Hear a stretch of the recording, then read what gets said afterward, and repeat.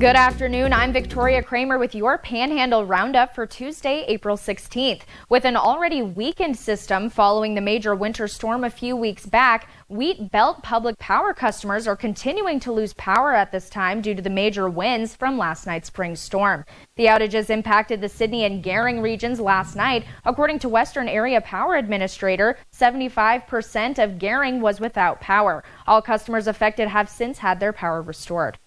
And the Panhandle duo that was arrested after more than 20 dogs were rescued last month from a camper filled with feces appeared in Scottsbluff County Court yesterday. J.D. and Sidonia Sims are charged with 21 Class 1 misdemeanor charges of abandonment, cruelty, neglect of an animal.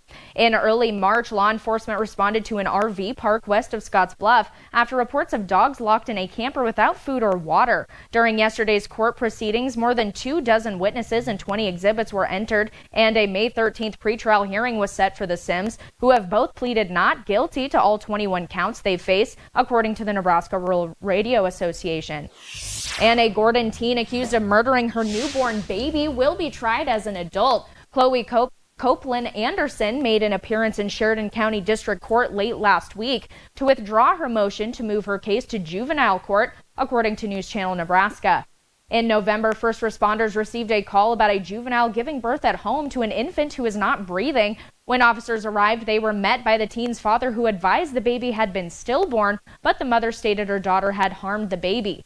When an officer attempted to provide first aid, he found the baby had been stabbed several times. Copeland Anderson has pled not guilty to 3 charges, including murder, and had previously filed a motion to transfer to juvenile court. However, that motion has since been withdrawn.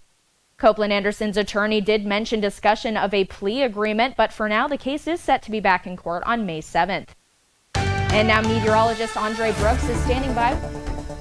Well, thank you so much, Victoria. And we are seeing a very wet and cloudy sort of day around here. And this is just going to continue throughout the day today, too. And it's just going to be one of those days that you want to stay indoors. And as we get into our current temperatures right now, our temperatures are mainly in the 40s and the 50s. So it's drastically cooler than what we were seeing this time yesterday as well, with it being 57 degrees here in Scottsbluff, 48 in Sydney, and 48 in Kimball. Now, we do got some wind alerts in effect for the majority of our viewing area, and this goes in effect until later on this evening, so make sure you're taking the proper precautions. And on top of that, we will be seeing that precipitation persisting throughout the day, around a 10 to a quarter of an inch as possible, with those locally higher totals and heavier pockets, and we will be monitoring this throughout the day. And now with our very own John Clanton with sports. Hello and welcome to the Sports Desk. Track and field athletes were in Mitchell over the weekend for the annual Western Trails Conference Track and Field Invite. Here's some of the results, and here's a look at the ladies' winners on the day. Congratulations to all of them. And folks, Bridgeport, very talented. The Lady Bulldogs would score 113 points to claim the WTC team title, holding off Baird, who takes second, followed by Mitchell, who takes third. While on the boys' side, Mitchell, they're going to be dangerous all season. Tigers, your WTC champions on the boys' side, scoring 127 points, holding off Hemingford. And finally, very fun day on the links out in Morrill on Monday, as the Lions hosting the Morrill Invite. And finally, a very fun day on the links out in Morrill on Monday, as the Lions hosting the annual Morrill Boys Golf Invite. And here's a look at the final results. And this event, folks, featured some of the state's top golfers. Both Cale Peters of Mitchell and Brock Berry of Chadron, they would go under 70, both scoring 69s to finish tied for first. It was Cale picking up the win in a playoff.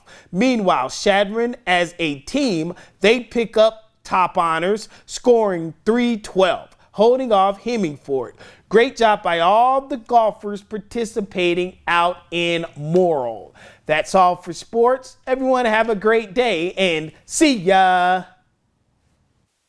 Thank you, John. And now to some sad news that broke late Monday from the Husker Radio Network and the voice of Big Red football, baseball, and host of Sports Nightly, Greg Sharp. Bottom line is I have been diagnosed with cancer. Found out, a week or two ago. Sharp has been a staple in Husker football radio calls for over a decade, sharing he intends to continue working as much as possible while undergoing treatment. And that's all we have for now. Remember to join us weekdays for the Panhandle Roundup, covering the stories in the Panhandle that matter to you. Enjoy the rest of your day.